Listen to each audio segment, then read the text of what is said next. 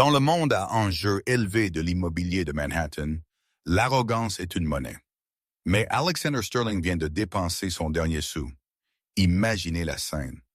Une salle de conférence surplombant Central Park, une fusion d'1 milliard de dollars sur la table, et un PDG si confiant en son pouvoir qu'il amène sa maîtresse de 23 ans à la signature, la présentant au conseil d'administration comme la future Madame Sterling. Il pensait que sa femme calme et loyale de 20 ans était assise à la maison, inconsciente et impuissante. Il avait tort. Quand les portes de la salle de conférence s'ouvrirent, ce n'était pas un avocat entrant avec des papiers de divorce. C'était la seule personne légalement requise pour signer le chèque, et elle n'était pas là pour le sauver. L'humidité à Singapour est impitoyable, même en octobre. Mais à l'intérieur du penthouse climatisé du Marina Bay Sands, l'air était vif, parfumé de cuir coûteux et du léger goût métallique de l'anxiété. Alexander Sterling se tenait près de la fenêtre du sol au plafond, regardant les jardins au bord de la baie. À 48 ans, Alexander était l'enfant modèle de la vitalité corporative américaine. Il était le PDG de Sterling Vance Dynamics, un conglomérat de logistique et de transport qui déplaçait tout, des micropuces au pétrole brut, à travers le Pacifique. Il était beau d'une manière que l'argent achète, facettes, costumes sur mesure de Savile Row, et un entraîneur personnel qui le réveillait à 4 heures du matin, tous les matins. Assise sur le canapé en velours derrière lui se trouvait Isabella Bellarici. Elle avait 24 ans, un modèle Instagram avec 1,2 million de followers et un manque surprenant de conscience concernant l'étiquette corporative. Elle faisait défiler son téléphone, ses ongles en acrylique cliquetant rythmiquement contre l'écran. Alex, bébé, elle se plaignit, cassant un morceau de chewing-gum. Combien de temps encore? Tu as promis qu'on irait faire du shopping à Orchard Road avant le dîner? Alexander se tourna, affichant ce sourire de requin qui avait désarmé les actionnaires pendant 2 décennies. Patience, Bella. Cette réunion change tout. Une fois que Julian aura signé les papiers d'expansion de la série B, la valorisation de l'entreprise atteindra 4 milliards. Je t'achèterai tout le magasin. Bella gloussa, levant sa main gauche pour admirer la lumière frappant d'une bague en diamant jaune canari. Une bague qui n'était techniquement pas encore une bague de fiançailles, mais qui en avait certainement l'air. Je veux juste que les gens sachent. Je suis fatigué de me cacher. Alex, quand vas-tu lui dire? L'expression d'Alexander se tendit. Elle était Ella Lanena Sterling, sa femme depuis 22 ans. Si Alexander était le visage de l'entreprise, Ella Lanena était le fantôme dans la machine. Ils s'étaient rencontrés à la Wharton Business School. À l'époque, Alexander était un enfant boursier avec de l'ambition et du charme, et Elelana Vance était l'héritière de l'Empire maritime Vance. Quand son père mourut, Alexander prit les rênes, fusionnant ses stratégies agressives avec l'héritage de sa famille. Au fil des ans, Eleanor s'était estompée à l'arrière-plan. Elle avait élevé leurs 2 fils, présidé les galas de charité, et semblait passer ses journées à jardiner dans leur domaine dans le Connecticut. Alexander en était venu à la considérer comme une relique, un meuble nécessaire dans la maison de sa vie, mais plus la fondation. Il supposait qu'elle était douce. Il supposait qu'elle était inconsciente de ses affaires. « Je te l'ai dit, Bella », dit Alexander, vérifiant sa montre Psy-Philippe.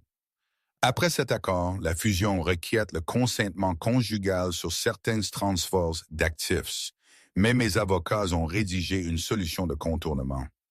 Une fois que l'encre sera sèche aujourd'hui, je déposerai les papiers demain. Tu es la future Madame Sterling. Commence à agir comme telle. L'ascenseur tinta. Les portes s'ouvrirent pour révéler Julian Hayes. Julian était britannique, vieille fortune, et l'associé gérant de Helios Capital. Il était l'homme avec le chéquier. Derrière lui traînait une défaillance d'avocat en costume gris.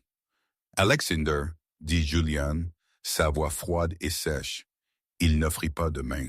« Julian, bon de te voir, » retentit Alexander, s'approchant pour taper l'homme plus petit sur l'épaule. Il fit un grand geste vers le canapé.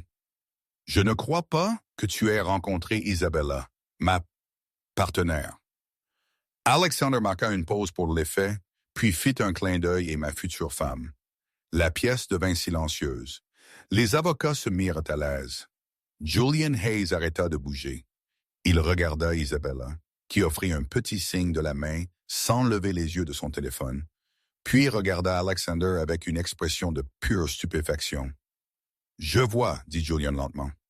J'avais l'impression qu'Eleanor se joindrait à nous. » Alexander agita une main dismissive. « Eleanor? Dieu, non. Elle ne gère pas le gros travail, Julian. Tu sais ça, elle est probablement à une exposition florale à Greenwich. De plus, nous n'avons pas besoin d'elle pour la signature préliminaire. J'ai une procuration. »« Tu l'as? » demanda Julian. Ce n'était pas une question décontractée, c'était aiguisé comme le scalpel d'un chirurgien. Bien sûr, Alexander rit, bien qu'une perle de sueur piqua sa ligne de cheveux. « Regarde, Julian, la fiducie familiale Vance est un partenaire silencieux. Je dirige le spectacle. Bella ici n'est qu'un aperçu de l'empire qu'elle va m'aider à gouverner. N'est-ce pas, chérie? Peu importe, murmura Bella. Dépêche-toi juste. » Julian Hayes marcha jusqu'au bout de la table en acajou et posa sa maillette. Il ne s'assit pas. Il regarda Alexander avec un mélange de pitié et de dégoût. Alexander, il semble y avoir un malentendu fondamental concernant la structure de cet investissement. Julian dit, Helios Capital n'investit pas en toi. Nous investissons dans la stabilité de l'héritage Vance. Le conseil a explicitement demandé que tous les actionnaires principaux soient présents. Je suis l'actionnaire principal, claqua Alexander. Sa patience s'effilochant. Je possède 40% des actions avec droit de vote. Et l'Elanena possède 40% que je contrôle par procuration et le reste est le flottant public. Quel est le problème? Le problème, une nouvelle voix parla depuis le couloir. Est-ce que ta procuration a expiré il y a 3 jours, Alexander? Alexander se figea. La couleur quitta son visage. La voix était calme, mélodique et terrifiante familière. Mais elle ne ressemblait pas à la femme qui lui demandait s'il voulait du thé le soir. Elle sonnait comme de l'acier. Eleanor Sterling entra dans la pièce. Elle ne portait pas les imprimés floraux qu'Alexander la voyait habituellement. Elle portait un costume blanc sur mesure qui coûtait plus cher que la voiture de Bella. Ses cheveux gris blonds, tirés en un chignon sévère et élégant. Elle ne portait aucun bijou sauf un simple anneau en or à sa main droite. Elle ne regarda pas Alexander. Elle ne regarda pas la maîtresse. Elle marcha directement vers Julian Hayes, qui inclina légèrement la tête par respect. « Et la nena », dit Julian soulagé. « Nous discutions juste de l'avenir. »« Ainsi j'ai entendu, » dit Eleanor, se tournant pour faire face à son mari. Ses yeux étaient clairs et secs. « Bonjour, Alexander. Qui est-ce? » Elle fit un geste vers Bella. Alexander balbutia. L'arrogance qui avait rempli la pièce il y a quelques instants s'échappait comme l'air d'un pneu crevé. « Ellie, que fais-tu à Singapour? Je pensais que j'étais dans le Connecticut. » Elle termina pour lui. « Tout comme tu pensais avoir l'autorité de diluer les actions familiales pour cette fusion. Et qui est cette jeune femme que tu viens de présenter comme ta future femme? » Bella, sentant le changement de pouvoir mais ne comprenant pas l'ampleur, se leva. « Je suis Isabella. Je suis sa fiancée. »« Enfin, presque. » Et l'Elanena regarda la jeune fille. Elle ne cria pas. Elle ne pleura pas. Elle sourit. C'était un sourire terrifiant, apitoyé. « Assieds-toi, enfant, » dit Eleanor doucement. Les adultes parlent. Le silence suivant l'ordre d'Eleanor fut absolu. Bella, d'habitude prompte à répliquer à quiconque la manquait de respect, se retrouva à s'enfoncer dans les coussins de velours, la bouche fermée. Il y avait une autorité dans la voix d'Eleanor qui déclencha un instinct primaire d'obéir. Alexander, cependant, essayait de reprendre le contrôle du récit. Il était un narcissique, et les narcissiques ne gèrent pas bien l'humiliation publique. Il se plaça entre Eleanor et la table, bombant le torse. « C'est ridicule !» Alexander aboya, son visage rougissant. « Eleanor retourne à l'hôtel. Nous discuterons de cela plus tard. » Tu te ridiculises, suis-je? Demanda Eleanor, ouvrant sa propre maillette. Elle sortit une épaisse pile de documents. Julian, les termes de l'injection Helios dépendent-ils toujours de la clause homme-clé? Julian hocha la tête solennellement. Ils le sont, Madame Sterling. Cependant, étant donné l'introduction qu'Alexander vient de faire, le Conseil a des inquiétudes concernant la stabilité du leadership. Alexander dit Eleanor, ignorant Julian un instant et se tournant vers son mari. Sais-tu pourquoi je suis ici? Pour me harceler? Pour ruiner le plus grand accord de ma vie? Non, dit-elle calmement. Je suis ici parce que tu es fauché. Les mots restèrent en suspens dans l'air. Fauché. Alexander rit nerveusement, regardant les avocats. Je vaux 600 millions de dollars sur le papier. Sur le papier? Eleanor corrigea. Mais tu vois, Alexander, j'ai lu les rapports trimestriels, les vrais, pas les versions édulcorées que tu montres au Conseil. Tu as utilisé ton capital personnel pour financer ce projet désastreux de mine de lithium en Bolivie. Tu as emprunté sur tes actions pour acheter le yacht à Monaco, celui que tu m'as dit être une dépense d'entreprise, et tu as siphonné des liquidités opérationnelles pour financer. Les honoraires de consultation pour Mademoiselle Raichi ici. Les yeux de Bella s'écarquillèrent. C'est un mensonge, Alexander cria. Julian, elle est folle. C'est une femme au foyer jalouse et vindicative qui ne comprend pas la haute finance. Je comprends assez, dit Eleanor, faisant glisser un document sur la table. Je comprends que la banque a rappelé le prêt sur le projet Bolivie la semaine dernière.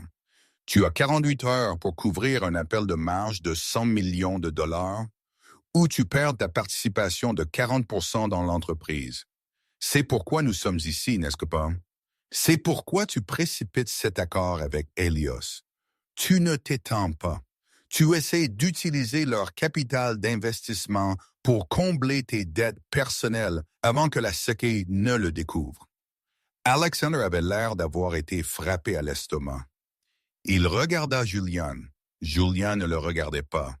Il étudiait les carreaux du plafond. « Tu m'as audité », chuchota Alexander. « Tu as audité ton propre mari. »« J'ai audité le PDG de l'entreprise de mon père, » répondit Eleanor. « Et j'ai trouvé un voleur. » Elle marcha vers la fenêtre, regardant la même vue qu'Alexander avait revendiquée comme la sienne il y a seulement 10 minutes. « Pendant 20 ans, Alexander, je t'ai laissé jouer l'homme important, dit-elle, le dos tourné vers lui. Je t'ai laissé prendre le crédit pour l'expansion asiatique, qui était mon idée. Je t'ai laissé prendre le crédit pour les voies maritimes automatisées que mon père a conçues. Je suis resté à la maison, j'ai élevé les garçons. J'ai détourné le regard quand tu avais tes soirées tardives au bureau. » Elle se retourna. La tristesse dans ses yeux avait disparu, remplacée par une froide détermination. Je savais pour la première maîtresse Alexander, Sarah la parajuriste, 2008. Puis il y eut l'instructrice de tennis en 2014. Je les ai tolérés parce que tu étais discret et tu étais toujours bon pour l'entreprise. Mais ceci, elle fit un geste vers Bella, la présentant comme ta future femme devant nos investisseurs pendant que tu essayes d'utiliser l'argent de ma famille pour te sortir de là. C'est bâclé et je ne tolère pas la négligence. Bella se leva à nouveau, sa voix tremblante. Il m'aime, il va te divorcer et nous allons prendre la moitié. Eleanor rit. C'était un son d'amusement authentique. Moitié. Eleanor regarda Julian.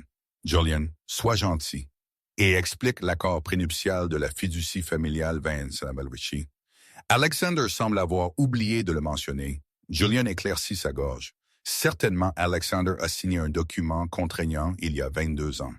Il stipule qu'en cas d'infidélité prouvée par aveu ou déclaration publique, il renonce à toute prétention sur les actifs Vance.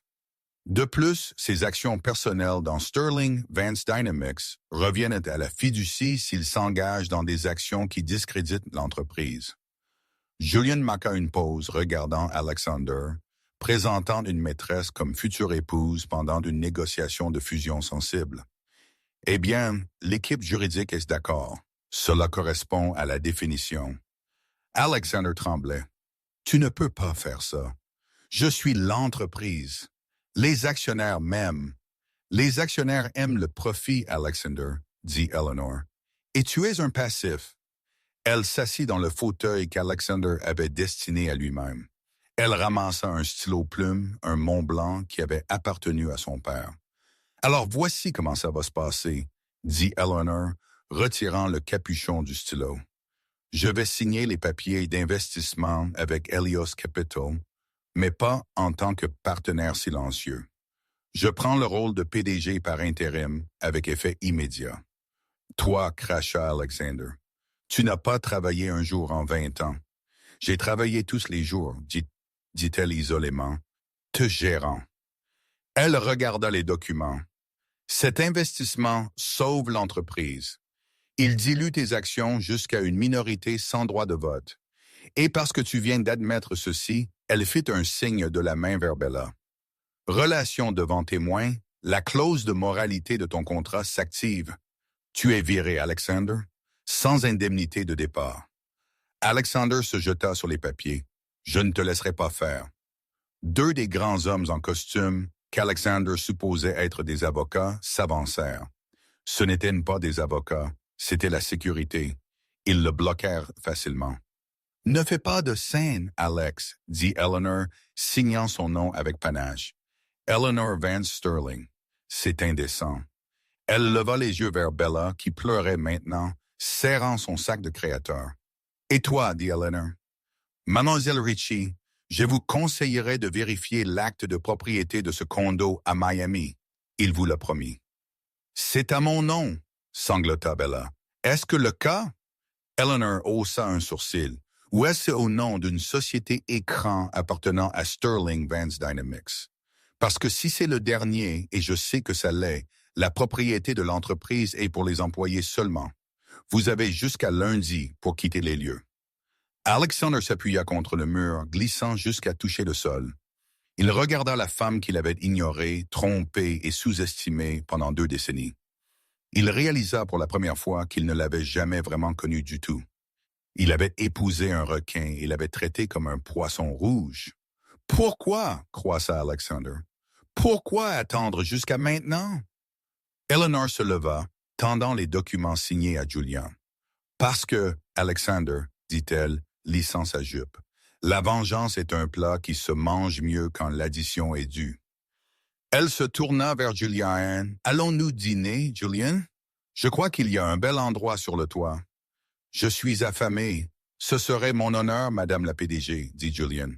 Ils sortirent, laissant Alexander Sterling assis sur le sol du penthouse qu'il ne pouvait plus se permettre, avec une maîtresse qui était déjà en train de chercher des avocats de divorce sur Google, ne réalisant pas qu'il n'y avait pas de mariage à dissoudre. Mais l'histoire ne s'est pas arrêtée là. Alexander Sterling était à terre, mais il était un animal acculé. Et Eleanor venait de commencer une guerre qui les entraînerait tous les deux dans la boue de l'élite de New York, des tabloïds de Londres et des tribunaux pénaux des îles Caïmans. Parce qu'Alexander avait un secret qui ne concernait pas l'argent, et si Elena prenait son entreprise, il allait le révéler. Alexander Sterling ne s'est pas retiré discrètement dans la nuit. Il est allé au Four Seasons à Midtown Manhattan et réservé le penthouse Ty Warner avec une carte de crédit qui n'avait pas encore été gelée et a passé un appel téléphonique. Il n'a pas appelé d'avocat.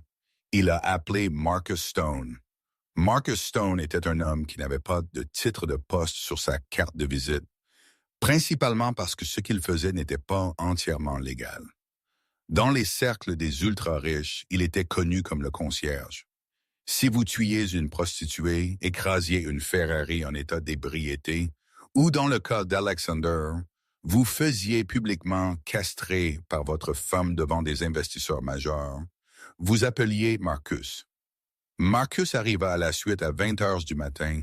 C'était un petit homme cinétique aux cheveux rasés et aux lunettes qui coûtaient plus cher qu'une Honda Civic.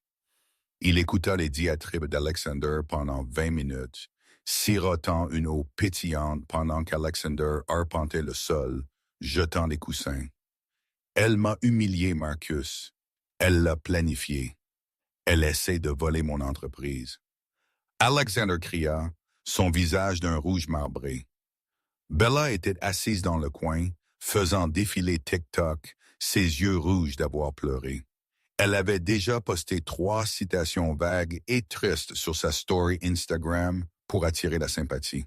« Assieds-toi, Alex, » dit Marcus, sa voix étonnamment profonde. « Tu perds le fil. Tu penses comme un homme d'affaires. Tu dois penser comme une victime. »« Je suis une victime. »« Non, » Marcus corrigea. « Pour l'instant, tu es un adultère qui s'est fait prendre. C'est une mauvaise image. Nous devons changer le récit. Nous devons faire d'Eleanor la méchante. » Alexander arrêta d'arpenter. « Comment? Elle a la supériorité morale. J'ai trompé. L'infidélité est ennuyeuse, Alex. Les gens pardonnent la tromperie si la femme est un monstre, dit Marcus, ouvrant son ordinateur portable. Parle-moi d'elle la nena. Pas les choses d'affaires, les choses personnelles. Est-elle déprimée? Boit-elle? Prend-elle des pilules? Alexander hésita. Elle voit un thérapeute pour l'anxiété depuis la mort de son père. Les yeux de Marcus s'illuminèrent. Parfait. Anxiété ou instabilité. Elle prend du Xanax parfois pour dormir. Les scams, réservés. D'accord, Marcus tapa furieusement. Voici la pièce. Nous ne nions pas l'affaire. Nous nous y penchons. Tu n'as pas trompé parce que tu es un porc. Tu as cherché du réconfort parce que ton mariage était un désert émotionnel froid, abusif. Tu étais piégé avec une femme qui est mentalement instable, vindicative et possiblement sans ses médicaments. Bella leva les yeux. Puis-je dire ça? Toi, Marcus, pointa un doigt vers elle, tu vas être la star. Tu n'es pas la maîtresse.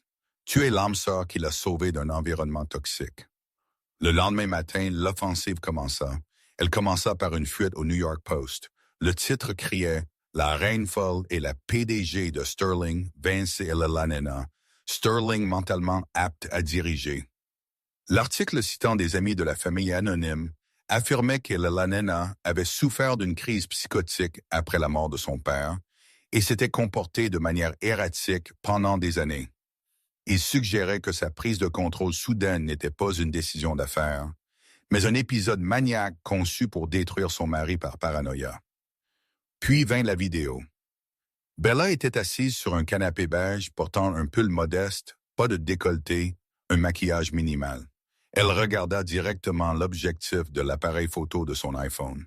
« Salut les gars », chuchota-t-elle, essuyant une fausse larme. « Je ne réponds généralement pas aux rumeurs, mais je ne peux pas rester silencieuse pendant que l'homme que j'aime est en train d'être détruit. » Alexander n'est pas parfait, mais il vit un cauchemar depuis 20 ans. Il était piégé dans un mariage avec une femme qui contrôlait chacun de ses mouvements, qui le menaçait. Nous essayons juste de trouver le bonheur. Et maintenant, elle utilise l'argent de sa famille pour nous écraser parce qu'elle ne supporte pas de le voir heureux. La vidéo a atteint 3 millions de vues en 4 heures. La section des commentaires, initialement hostile envers la briseuse de foyer, commença à changer. OMG, elle a l'air si triste. Si la femme est folle, ça explique pourquoi il est parti. Saisis le sac, reine. Les femmes toxiques sont les pires. À midi, le cours de l'action de Sterling Vance Dynamics vacillait. Le marché déteste l'incertitude, et un PDG mentalement instable est la définition de l'incertitude. Eleanor était au siège de l'entreprise à Manhattan quand la nouvelle a éclaté. Elle était assise dans l'ancien bureau d'Alexander, maintenant dépourvue de ses trophées de golf, examinant les comptes avec Julian Hayes. Julian leva les yeux de sa tablette, le visage pâle. « Elle est la nena. As-tu vu ça? » Il fit glisser la tablette sur le bureau. Eleanor regarda la vidéo de Bella. Elle lut l'article du Post. Elle ne broncha pas. Elle prit simplement une gorgée de son thé Earl Grey. « Il est désespéré, » dit Eleanor calmement. « Il est efficace, » rétorqua Julian. « Le conseil fait exploser mon téléphone. 3 membres veulent savoir si vous avez un bulletin de santé propre. S'ils pensent que vous êtes incompétente, ils peuvent invoquer le 25e amendement des statuts de l'entreprise et vous destituer en tant que PDG par intérim. Ils veulent se battre. Eleanor se leva, marchant vers la fenêtre. Alexander pense qu'il peut manipuler le monde comme il m'a manipulé. Eleanor, nous avons besoin d'une déclaration. Nous devons nier cela. Non, elle se tourna. Si je le nie, j'ai l'air sur la défensive. Si j'attaque Bella, j'ai l'air mesquine. Alors que faisons-nous? Nous ignorons le cirque, dit Eleanor, ses yeux froids, et nous regardons les clowns. Alexander dépense de l'argent qu'il n'a pas pour cette campagne de relations publiques. Marcus Stone facture 50 000 par jour. D'où vient l'argent, Julian? Je ne sais pas. Ses comptes sont gelés. Exactement. Eleanor sourit, bien que ce ne fût pas un sourire heureux. Il accède à un fonds de prévoyance, un compte caché. Si nous trouvons ce compte, nous trouverons la preuve de son détournement de fonds. Qu'il joue à ses jeux sur TikTok. Je vais l'enterrer avec une feuille de calcul. Mais Eleanor sous-estima à quel point Alexander était prêt à aller bas. 3 jours plus tard, Eleanor reçut une assignation. Ce n'était pas pour une réunion du conseil, c'était pour le tribunal de la famille. Alexander avait déposé une motion d'urgence pour une ordonnance de protection et une demande d'évaluation psychologique d'Eleanor nommée par le tribunal, citant son comportement erratique et dangereux. Pour aggraver les choses, il avait un témoin. La salle d'audience de Lower Manhattan était bondée de journalistes. La bagarre de milliardaires était devenue l'obsession des tabloïds. Alexander arriva en costume sombre, l'air émacié et sympathique, tenant la main de Bella. Il jouait parfaitement le rôle du mari battu. Eleanor entra seule, flanquée seulement de son avocate, une femme tranchante nommée Patricia Vance, sa cousine. La procédure fut brutale. L'avocat d'Alexander peignit un portrait d'Eleanor comme une recluse, une femme qui parlait à ses plantes, qui thésaurisait de vieux journaux, un mensonge, et qui avait menacé de suicide pour empêcher Alexander de partir, un mensonge monstrueux. Votre honneur, l'avocat d'Alexander retentit. Nous ne demandons pas d'argent. Nous demandons la sécurité. Monsieur Sterling est préoccupé par le fait que la prise de contrôle hostile soudaine de l'entreprise par Madame Sterling est un symptôme d'une pathologie profonde. Il craint qu'elle ne réduise l'entreprise en cendres. Objection, cria Patricia. C'est de la spéculation. J'ai un témoin, dit l'avocat d'un air suffisant. J'appelle Leo Sterling à la barre. Eleanor se figea. Leo, son fils aîné, 21 ans. Il était censé être à Yale. Les portes s'ouvrirent et Leo entra. Il ressemblait à une version plus jeune d'Alexander. Grand, cheveux foncés, menton fuyant, il ne regarderait pas sa mère. Eleanor sortit d'une fissure dans son cœur qu'aucun accord commercial ne pouvait réparer. Elle avait protégé Léo de la négligence de son père pendant des années. Elle s'était assise avec lui pendant ses crises d'asthme, relu ses essais universitaires, l'avait couvert quand il avait eu son premier accident de voiture. Léo prit la barre. « Léo ?» demanda doucement l'avocat d'Alexander. « Dites au tribunal le comportement de votre mère récemment. » Léo se déplaça sur son siège. Il regarda son père, qui lui fit un signe de tête subtil et encourageant. « Maman. Maman a été intense dernièrement, » marmonna Léo dans le microphone. « Elle a été paranoïaque. Elle reste éveillée toute la nuit à regarder les papiers de papa.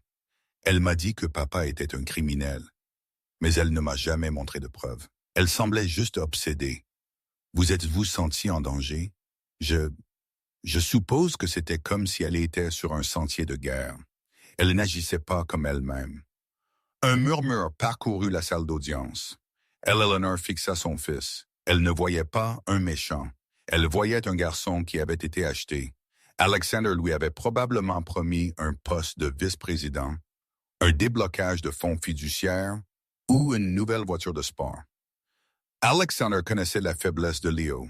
Il était désespéré d'obtenir l'approbation de son père, quelque chose qu'Alexander avait retenu pendant 20 ans juste pour pouvoir l'utiliser comme monnaie. Maintenant, le juge regarda Eleanor avec inquiétude. « Madame Sterling, ce sont de graves allégations. Si vous agissez dans un état maniaque, je ne peux pas vous permettre de rester aux commandes d'une entreprise de Fortune 500. » Eleanor se leva. Son avocate essaya de la tirer vers le bas, mais elle la secoua. « Votre honneur, dit Eleanor, sa voix stable, bien que ses mains tremblassent légèrement sous la table. Mon fils est confus. Il prend l'obsession pour la diligence raisonnable et il prend la paranoïa pour la comptabilité forensique. Madame Sterling, asseyez-vous, avertit le juge. Non, dit Eleanor. Mon mari prétend que je suis folle parce que je regarde les livres. Il prétend que je suis instable parce que j'ai trouvé les trous dans ces histoires. Si être minutieux est une maladie mentale, alors oui, interniez-moi. Mais jusque-là, demandez-vous, pourquoi mon mari est-il si terrifié que je lise le grand livre de l'entreprise? Le juge ordonna une suspension et une évaluation psychologique à effectuer dans la semaine. Ce fut une victoire partielle pour Alexander. Cela retarda Eleanor. Cela jeta le doute sur son leadership. Dans le couloir à l'extérieur, Eleanor accula Léo. « Léo, dit-elle, sa voix se brisant. » Léo s'arrêta, l'air coupable. « Maman, regarde. Papa a dit que si je faisais ça, il me mettrait en charge de la division européenne. Il a dit que tu allais vendre l'entreprise et nous laisser sans rien. » « Et tu l'as cru? » Eleanor demanda doucement. « Tu as cru l'homme qui a manqué ta remise de diplôme du lycée pour aller à une conférence à Vegas avec sa maîtresse? » Léo baissa les yeux. « C'est papa. Il est puissant. Tu es juste maman. Cela piqua plus que les mensonges. Tu es juste maman. »« Retourne à Yale, Léo, dit Eleanor se détournant. Avant que tu ne regardes ton père aller en prison. Je ne veux pas que tu vois ça. » Prison. Léo rit nerveusement. « Allez, maman, c'est un procès civil. »« Ça l'était, chuchota Eleanor à elle-même alors que Léo s'éloignait. « Ça l'était. » Elle sortit son téléphone et composa le numéro de Julian. « Julian, le gamin est compromis. Nous sommes seuls. Dis-moi que tu as trouvé quelque chose sur l'affaire Bolivie. »« J'ai trouvé quelque chose de mieux. » La voix de Julian retentit, crépitant d'excitation. « J'ai trouvé la société écran. Ce n'est pas en Bolivie. C'est aux îles Caïmans. Et Eleanor Alexander ne perd pas seulement de l'argent. Il paye quelqu'un. Qui paye? Je ne sais pas encore. Mais les paiements sont massifs. 5 millions de dollars par mois à une entité appelée Blue Heron. Et devine quoi, Blue Heron n'importe pas de lithium. Il n'importe rien. Il est en train d'être fait chanter. Eleanor réalisa, « Ou adieu, Julian dit sombrement, il finance quelque chose d'illégal. Nous avons besoin d'accéder à la ferme de serveurs dans le New Jersey. Les sauvegardes physiques. Si nous pouvons obtenir les métadonnées de ces transferts, nous l'avons. Rejoins-moi là-bas dans 2 heures, dit Eleanor. Apporte un pied de biche. » Le centre de données de Sterling Vance était une forteresse dans les friches industrielles du New Jersey. C'était une boîte grise sans fenêtre entourée de fils barbelés. Eleanor n'apporta pas de pied de biche. Elle apporta la carte clé maîtresse, un passe-partout que son père lui avait donné il y a 20 ans. Au cas où les ordinateurs essaieraient de nous verrouiller hors de notre propre héritage, il avait plaisanté. Elle pria que les codes de chiffrement n'aient pas été changés. Elle rencontra Julien sur le parking. Il pleuvait, une averse torrentielle qui correspondait à l'état chaotique de sa vie. Julien portait un sweat à capuche, ressemblant moins à un investisseur milliardaire et plus à un hacker. Le gardien de sécurité de nuit est payé. Julian a dit qu'il pense que nous faisons un audit surprise. Nous avons 30 minutes avant que le système automatisé n'enregistre une faille de sécurité. Ils entrèrent dans la salle des serveurs. Le bourdonnement des ventilateurs de refroidissement était assourdissant. Des rangées de monolithes noirs clignotaient avec des lumières bleues et vertes, abritant la sève numérique de l'empire logistique. Station 4, Julian pointa. C'est là que les journaux de transactions hors bilan sont mis en miroir. Alexander pense que les supprimés du cloud les suppriment pour toujours. Il oublie la redondance matérielle. Et le Lanena était assise au terminal. Ses doigts volaient sur le clavier. Elle n'était pas seulement une jardinière. Elle était une Vance. Elle connaissait le code du système de classement parce qu'elle avait aidé à l'inventer à la fin des années 90. Accès refusé. Il a changé le mot de passe. Eleanor jura. Essaye son anniversaire. Julian suggéra. Trop évident. L'anniversaire de Bella. Il ne le connaît pas. Eleanor ricana. Elle réfléchit un instant. Quelle était la seule chose qu'Alexander aimait plus que l'argent, plus que les femmes? Lui-même, elle tapa. Le roi Alex refusa. Elle essaya. Milliardaire accès refusé. 5 minutes, elle l'anena. Julian siffla, regardant la porte. Eleanor ferma les yeux. Elle pensa à l'homme qu'elle avait épousé, l'homme qui était insécure, qui avait besoin d'une validation constante, qui avait besoin de se sentir supérieur. Elle tapa Eleanor Wick. Accès accordé. Eleanor fixa l'écran. Un rire amer s'échappa de ses lèvres. Bien sûr, même ces mots de passe parlent de moi. Elle ouvrit le répertoire de fichiers pour le projet Bolivie. L'écran se remplit de manifestes d'expédition. Des milliers d'entre eux. Regardez ça. Léonard pointa. Ces navires, le SS Siren, le SS Vulture, ils sont listés comme transportant des batteries au lithium d'Amérique du Sud à Singapour. Alors Julian demanda, « Alors regardez la répartition du poids. » Elle tapota l'écran. Le lithium est lourd. Ces conteneurs sont enregistrés comme vides. Il expédie de l'air. Non. Eleanor fit défiler. Il expédie des gens. Julian se figea. Quoi? Regardez la liste des provisions pour les conteneurs. Eau, rations de combat, kits sanitaires, modifications de ventilation. Le visage d'Eleanor devint blanc. Ce n'est pas une opération minière, Julian. C'est du trafic d'êtres humains. Il utilise le réseau logistique pour faire passer clandestinement des travailleurs sans papier ou pire par le corridor du Pacifique. Oh mon Dieu, chuchota Julian. Blue Heron. C'est un réseau de passeurs. C'est pire. Eleanor cliqua sur un sous-dossier financier. Il ne le dirige pas. Il les paye. Il paye un cartel pour sa protection parce que, oh, Alexander, espèce d'idiot. Elle ouvrit un document scanné. C'était une photo d'Alexander, plus jeune, serrant la main d'un homme qui avait l'air très dangereux.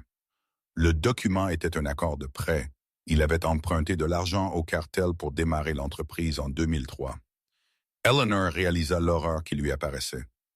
Mon père n'a pas entièrement financé la fusion. Alexander était d'accord. Il a emprunté à des usuriers pour égaler l'apport de mon père afin de ne pas avoir l'air pauvre. Et maintenant, il le possède. La mine de Bolivie n'est que lui remboursant les intérêts en déplaçant leur cargaison gratuitement. L'ampleur de la situation les frappa. Ce n'était pas un détournement de fonds. C'était du crime organisé international. Si cela se savait, Sterling Vance Dynamics ne ferait pas seulement faillite. Elle serait saisie par le DOJ. Le nom de la famille serait détruit. Nous devons aller au FBI, Julian dit. Si nous allons au FBI, l'entreprise meurt, l'action tombe à zéro. L'héritage de mon père est de poussière, Eleanor dit. Eleanor, tu ne peux pas étouffer ça. Je ne vais pas l'étouffer, dit-elle, sortant une clé USB de sa poche et la branchant. Je vais m'en servir. Tu vas faire chanter le cartel? Julian la regarda comme si elle était folle. Non, je vais faire chanter Alexander. S'il ne veut pas passer le reste de sa vie dans un supermax fédéral à éviter les coups de couteau, il fera exactement ce que je dis. Cling. Le bruit d'une lourde porte métallique se refermant résonna dans la salle des serveurs. Eleanor et Julian se retournèrent. Debout au bout de l'allée n'était pas le gardien de sécurité. C'était Alexander. Et il n'était pas seul. Derrière lui se tenaient 2 hommes qui n'étaient certainement pas des avocats. Ils portaient des vestes en cuir et avaient l'air de casser des doigts pour vivre. « Je savais que tu viendrais ici, dit Alexander, sa voix résonnant sur le bourdonnement des serveurs. Il avait l'air terrible, mal rasé, maniaque, ses yeux sauvages. Tu ne pouvais pas juste laisser ça tranquille, n'est-ce pas, Ellie? Tu devais creuser. » Alexander dit Eleanor, se tenant devant le terminal, protégeant la clé USB. « C'est fini. Nous savons pour Blue Heron. » « Ce n'est pas fini, ricana Alexander. C'est juste en train d'être restructuré. » Il fit un signe de tête aux hommes. « Prenez le disque et prenez-le. Nous allons faire un tour en bateau. Alex, qu'est-ce que tu fais? » Julian s'avança. « Ces hommes, Ces hommes sont mes partenaires commerciaux. Alexander dit, et ils n'aiment pas les auditeurs. Un des voyous sortit une arme. Lanena réalisa alors que les règles du conseil d'administration ne s'appliquaient plus. Elle ne se battait plus pour son entreprise. Elle se battait pour sa vie. « Courez !» hurla Lanena, poussant Julien vers la sortie de secours. Le canon du pistolet était noir mat, stable dans la main de l'homme qu'Alexander avait appelé un partenaire commercial. Le bourdonnement des serveurs sembla descendre d'une octave, l'air dans la pièce devenant lourd et électrique. « Courez !» Eleanor avait hurlé, mais Julian avait trébuché. Il n'était pas un héros d'action. Il était un capital risqueur.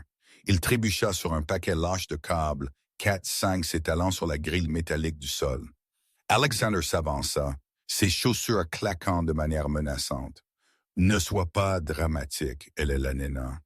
Personne n'a besoin d'être blessé. Donne-moi juste le disque. Nous effacerons les serveurs et vous pourrez partir tous les deux. Tu peux avoir la maison dans le Connecticut. Je veux juste l'entreprise. » « Tu ne veux pas l'entreprise, Alex, » dit Eleanor, sa voix tremblante, mais sa prise sur la clé USB fermement serrée. « Tu as besoin de l'entreprise pour blanchir leur argent. Sans elle, tu es mort. Si je te donne ce disque, tu n'as aucune raison de nous garder en vie. » Le tireur, un homme avec une cicatrice traversant son sourcil, s'approcha. « Le temps, c'est de l'argent, Monsieur Sterling. Prenez le disque ou je le prends. » Eleanor recula jusqu'à ce que ses talons touchent la console principale de la banque de serveurs. Sa main plana au-dessus du clavier, derrière son dos. « Tu penses que je suis venu ici seul? » Eleanor bluffa. « Le FBI est à 10 minutes. »« Tu mens? » Alexander rit, bien que ses yeux se portassent nerveusement vers la sortie. « Tu n'appellerais pas les fédéraux. Cela ferait chuter le cours de l'action. Tu te soucies trop de ton précieux héritage. » « Je me soucie de la justice, dit Eleanor. « Saisissez-la, ordonna le tireur à son partenaire. Alors que le deuxième voyou s'élançait, Eleanor ne courut pas. Elle frappa sa main sur le clavier, frappant une séquence de touches spécifiques qu'elle avait préparées quelques instants auparavant. Commande exécutée, purge du système, suppression d'incendie initiée. Dans un centre de données de haute sécurité, le feu est l'ennemi. L'eau détruit l'électronique. Donc, ces pièces utilisent des systèmes de suppression de gaz. Dans les vieux jours, c'était de l'alon. Maintenant, c'était un gaz propre conçu pour déplacer rapidement l'oxygène pour étouffer un incendie. Une sirène assourdissante hurla. Des lumières ambrées stroboscopiques plongeant la pièce dans des ombres chaotiques et clignotantes. Un sifflement comme un moteur à réaction éclata des buses du plafond alors que le gaz inondait la pièce. « Qu'as-tu fait? » Alexander cria, couvrant ses oreilles. « Sortez! » Les niveaux d'oxygène chutent. Le tireur cria, la panique brisant sa façade calme. Il baissa l'arme, toussant. « Julien, bouge! » Eleanor attrapa Julien par le col de son sweat à capuche, le tirant vers le haut. La confusion était leur arme. Le gaz tourbillonnant créa un épais brouillard. Eleanor connaissait la disposition. Elle avait aidé à concevoir le plan. Alexander et les voyous trébuchaient, aveuglés par les stroboscopes et le gant. Eleanor traîna Julien non pas vers la sortie principale, mais vers une trappe d'entretien dans le sol, l'espace de rampe utilisé pour le routage des câbles. Elle ouvrit le loquet en bas, siffla-t-elle. Ils tombèrent dans l'obscurité exiguë et poussiéreuse sous les planchers juste au moment où les lourdes portes blindées en acier de la salle des serveurs commençaient à se sceller automatiquement pour contenir le feu. Au-dessus d'eux, ils entendirent des cris. « La porte! Tenez la porte! » La voix d'Alexander se brisa, puis un lourd bruit sourd, puis le silence, sauf pour l'usure mécanique du système de ventilation. Avons-nous juste les tués? Julien chuchota, toussant dans le noir. Non! Eleanor chuchota en retour, sortant son téléphone. L'écran projeta une lumière bleue fantomatique sur son visage. Le gaz est non létal pour les humains par courte rafale, mais il vous désoriente. Les portes sont magnétiques. Ils sont enfermés là-dedans pendant au moins 15 minutes jusqu'à ce que les pompiers réinitialisent le système. Donc, nous avons 15 minutes pour courir. Non, dit Eleanor, balayant son écran. Nous avons 15 minutes pour diffuser. Diffuser? Et Lalanena tourna l'écran du téléphone vers Julian. Il montra une barre de progression. Téléchargement terminé. Je n'ai pas seulement copié les fichiers, Julian. J'ai mis en place un flux miroir vers le cloud. Et il y a 10 secondes, quand j'ai appuyé sur cette touche, j'ai envoyé un lien à l'ensemble du conseil d'administration, à la division d'application de la SCT et à l'email personnel du procureur du district sud de New York. Julian la fixa, les yeux écarquillés. Tu l'as atomisé. Tu as vraiment atomisé l'entreprise. J'ai cautérisé la plaie. Eleanor corrigea. L'infection était Alexander. L'entreprise survivra. Mais lui, elle leva les yeux vers les planchers au-dessus d'eux où des coups étouffés pouvaient être entendus. Il est fini. La scène devant le centre de données 20 minutes plus tard était un tableau de chaos. Des camions de pompiers, sirènes hurlantes, avaient bloqué l'entrée. Des policiers d'État envahissaient le périmètre. Quand le capitaine des pompiers a outrepassé le système et a ouvert les portes de la salle des serveurs, il n'a pas trouvé d'incendie. Il a trouvé le PDG de Sterling, Vance Dynamics, et 2 exécuteurs de cartels connus, allaitant pour l'air, piégés comme des rats dans une cage. La police a trouvé l'arme sur le sol. Ils ont trouvé l'ordinateur portable ouvert avec les manifestes d'expédition illégaux toujours à l'écran.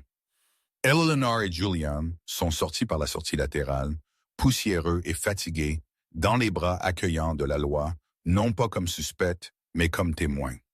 Alors qu'Alexander était emmené menotté, son costume coûteux ruiné, il vit Eleanor debout près d'une voiture de police. Une couverture était drapée sur ses épaules. Elle avait l'air royale, épargnée par la crasse. Il se jeta vers elle, retenu par 2 officiers. « Ellie! Ellie! Dis-leur que c'était une erreur. Je peux arranger ça. J'ai de l'argent. » Eleanor marcha vers lui. Elle n'avait pas l'air en colère. Elle le regardait avec le détachement d'un scientifique examinant un spécimen. « Tu n'as pas d'argent, Alexander, » dit-elle doucement. « Les comptes des Caïmans ont été gelés. La fiducie a été verrouillée. » Et Bella? Alexander cligna des yeux, un espoir désespéré dans les siens. « Bella va m'aider, elle-même. » Eleanor soupira. « J'ai vérifié mon téléphone. Bella vient de poster une déclaration.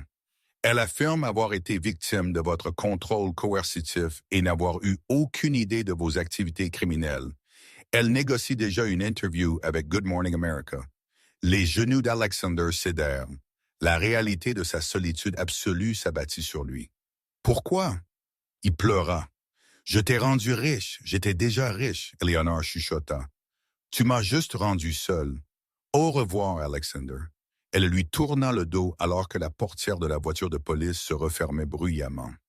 La salle de conférence de Sterling Vance Dynamics avait été remodelée. L'acajou foncé et les lourdes chaises en cuir, reliques de l'ère du club de garçons, avaient disparu. La pièce était maintenant aérée, remplie de chaînes claires, de verre et d'or moderne. La vue sur Manhattan était la même, mais l'atmosphère était entièrement différente. Eleanor Sterling était assise à la tête de la table.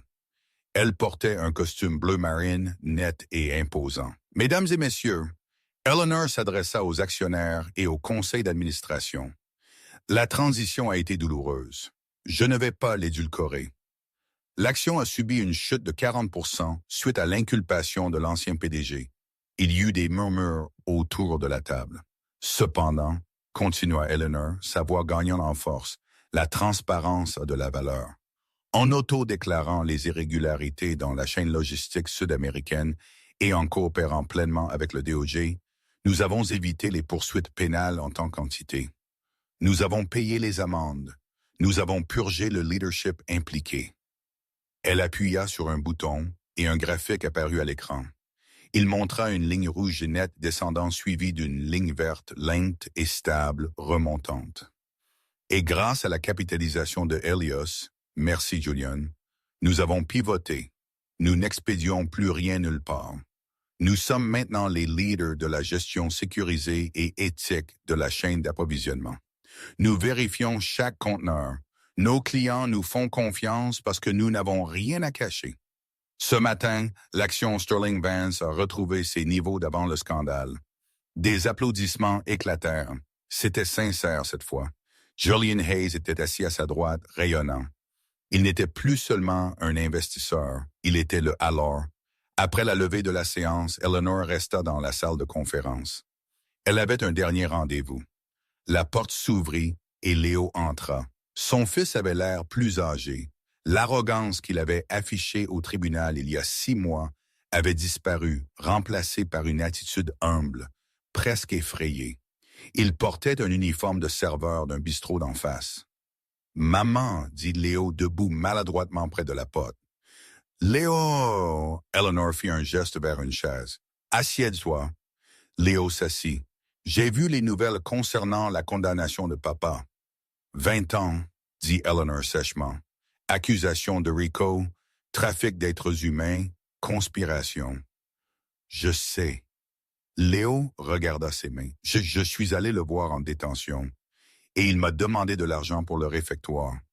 Il t'a blâmé. Il a blâmé les avocats. Il a blâmé tout le monde sauf lui-même. Léo leva les yeux, les larmes aux yeux. J'ai réalisé que tu avais raison surtout. Eleanor regarda son fils. Elle voulait le serrer dans ses bras, mais elle savait que pour le sauver, elle devait d'abord être forte. Tu as menti au tribunal, Léo. Tu as essayé de me faire interner. Je sais. Je suis désolé. Il m'a promis le monde. Il t'a promis des choses qu'il ne possédait pas, Eleanor dit. Tu as été coupé de la fiducie pendant 6 mois. Comment ça a été? Difficile, admit Léo. Je fais le service. Je partage un appartement avec 3 gars dans le Queens. Je prends le métro. Bien, dit Eleanor. Léo eut l'air surpris. Bien. Tu devais apprendre la valeur d'un dollar qui ne t'était pas donné. Eleanor fit glisser un dossier sur la table. Léo l'ouvrit. C'était un contrat d'emploi. Coordonnateur logistique de niveau d'entrée. Léo lut. L'entrepôt de Newark. Le quart commence à 5 heures du matin. Tu portes un gilet. Tu vérifies les manifestes. Tu progresses. Pas de traitement de faveur. Si tu es en retard, tu es viré. Si tu utilises le nom Sterling pour obtenir une faveur, tu es viré. Eleanor se pencha en avant.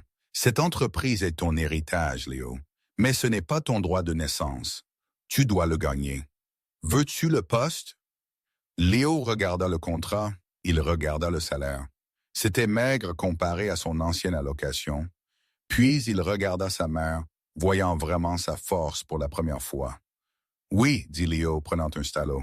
« Je veux le poste. » « Bien, » sourit Eleanor, et cette fois, ça atteignit ses yeux. « Bienvenue à Sterling Vance. » Plus tard ce soir-là, Eleanor et Julian étaient assis sur la terrasse d'un restaurant à Tribeca.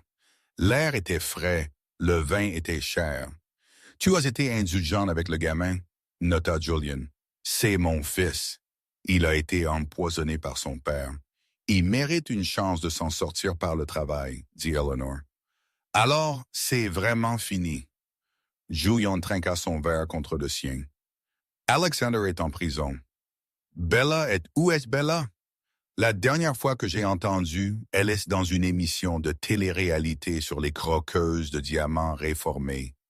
Elle vend du thé minceur sur Instagram. Eleanor gloussa. « Et toi? » Julian la regarda avec admiration. « Tu as sauvé l'Empire. »« Je l'ai fait. » Eleanor prit une gorgée de vin. Son expression devint pensive. « Tu sais, Julian, il y a une chose que je ne t'ai jamais dite à propos de la salle des serveurs. »« Quoi? » Quand j'ai tapé le mot de passe, le code de dérogation. Oui, Eleanor est faible. Un mot de passe plutôt désagréable. Non. Eleanor secoua la tête. Ce n'était pas le mot de passe. Julian fronça les sourcils, mais je t'ai vu le taper. Je l'ai tapé, Eleanor admit. Mais ça n'a pas marché. L'écran affichait accès refusé. Julian se figea. Tom, si le mot de passe n'a pas fonctionné, comment as-tu obtenu les fichiers? Comment as-tu déclenché l'alarme incendie? Eleanor sourit. Un sourire aigu, dangereux, qui rappela à Julian exactement à qui il avait affaire. Je n'avais pas besoin de son mot de passe, Julian. Le système a reconnu mes données biométriques. Mon père a construit une porte dérobée dans le mainframe il y a 30 ans. Un mode divin qui annule tout, même le PDG. Il me l'a donné sur son lit de mort. Il m'a dit, « Alexander est ambitieux, mais il n'a pas de boussole morale. S'il s'égare un jour, tu coupes le courant. » Elle fit tournoyer la tige de son verre de vin. J'ai eu accès à ces fichiers pendant 5 ans. Julian, j'ai vu les transferts des Caïmans commencer en 2019. J'ai vu les manifestes d'expédition. Julian la fixa, le sang se retirant de son visage. Tu savais, pendant 5 ans, pourquoi ne l'as-tu pas arrêté? Parce qu'il y a 5 ans, si je l'avais divorcé, il aurait eu la moitié, dit Eleanor froidement. Le contrat de mariage avait une clause de caducité. Si nous restions mariés pendant 20 ans, les actifs se partageaient 50-50, quelle que soit la faute. Mais s'il commettait un crime en utilisant les ressources de l'entreprise, la clause de déchéance s'activait. Alors tu l'as laissé faire, chuchota Julian. Tu l'as laissé trafiquer des gens pour sauver ton argent. Je l'ai surveillé. Eleanor corrigea sa voix dure. J'ai anonymement alerté les gardes-côtes 3 fois pour intercepter les pires cargaisons. Je me suis assuré que personne ne meure. Mais j'avais besoin qu'il creuse le trou assez profond pour que lorsque je le pousserais dedans, il ne puisse pas en sortir. J'avais besoin qu'il soit si arrogant, si bâclé qu'il présenterait une maîtresse comme sa future femme et me donnerait l'arme du crime. Elle finit son vin. Ce n'était pas une question d'argent, Julian. C'était une question d'entreprise. L'entreprise de mon père. Alexander était un cancer. On ne traite pas un cancer avec une aspirine. On le coupe. J'ai juste attendu que la tumeur soit assez grosse pour être opérable. Julian la regarda. Il vit l'élégance, la beauté et la terrifiante froideur de calcul en dessous. Il réalisa qu'Alexander Sterling n'était jamais le requin. Il n'était que l'appât. « Rappelle-moi, » Julian dit, desserrant sa cravate, « de ne jamais te contrarier, elle est la nena. »« Ne t'inquiète pas, Julian. » Eleanor lui tapota gentiment la main. « Tant que tu signes les papiers de temps, nous nous entendrons très bien. » Elle fit signe au serveur. « L'addition, s'il vous plaît. » Et c'est l'histoire d'Eleanor Sterling. En fin de compte, Alexander pensait qu'il était le joueur, mais il n'était qu'un pion dans un jeu qu'Eleanor maîtrisait depuis des années. Cela vous fait vous demander, à quel point connaissons-nous vraiment les gens silencieux dans la pièce? Alexander a confondu le silence avec la faiblesse et la patience avec la soumission. Il a payé cette erreur avec sa liberté. Eleanor est partie avec l'Empire, l'argent et sa dignité. Était-elle, dit-elle, impitoyable? Absolument. A-t-elle franchi une limite en attendant pour frapper? Peut-être. Mais dans le monde des milliardaires, peut-être que la seule différence entre un héros et un méchant est qu'il reste debout pour raconter l'histoire. Qu'en pensez-vous, les gars? Eleanor était-elle un génie d'attendre le piège parfait? Ou avait-elle tort de laisser Alexander continuer ses crimes juste pour assurer son héritage? Je veux voir vos débats dans les commentaires ci-dessous. Équipe Eleanor ou équipe? Eh bien, y a-t-il quelqu'un de l'équipe Alexander? J'en doute. Si vous avez apprécié cette histoire de trahison, de vengeance et de guerre d'entreprise, s'il vous plaît, écrasez ce bouton « J'aime ». Cela aide vraiment la chaîne. Et n'oubliez pas de vous abonner et de sonner la cloche de notification pour ne jamais manquer une nouvelle histoire. J'en ai une folle à venir la semaine prochaine sur un gagnant de loterie et une fausse identité. Vous ne voulez pas la manquer. Merci d'avoir regardé.